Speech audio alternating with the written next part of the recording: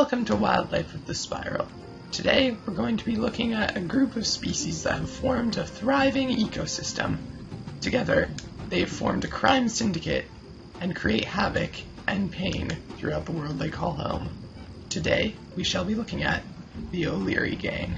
Welcome to Marleybone, a world doused in darkness and ruled by fear. It is in this dark and scary world that the O Leary Gang calls home. Marleybone itself is home to a wide variety of species, and the O Leary Gang itself is no exception. While it is ruled primarily by one species at the head of the organization, there are indeed many working pieces that form the entire machine, as it were. The main component of the O Leary Gang is cats, but it's not limited to specifically them. The O Leary Gang also contains rats, for instance, as well as dogs, and even in some rare cases, dogs. Today only, I'm going to give you a rare chance to see the O'Learys up close and personal in combat. However, they're very dangerous and should be treated as such. Thus, it is best to employ a disguise when trying to approach an O'Leary. As you can see here, I've employed a disguise and also brought along a pet that mimics an O'Leary. The reason for the pet is it's important to note that O'Learys always travel in gangs and are rarely seen alone. If you're traveling alone dressed as an O'Leary, you'll draw suspicion to yourself. Now, this layer of disguise is good, but it's important to remember you want to disguise yourself as much as possible. You don't want the O'Learys seeing who you truly are. Thus, in combat, it's always advisable to use an ancient and powerful polymorph spell. We're going to employ one here.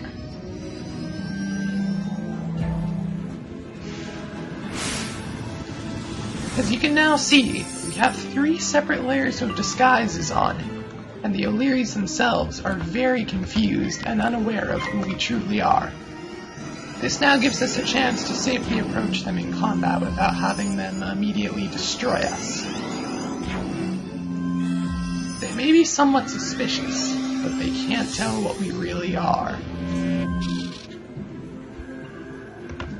And of course, when trying to defeat O'Learys, it's always best to take them out at both at the same time. Who knows what kind of evil tricks they could hold up their sleeve if you go after them one after the other.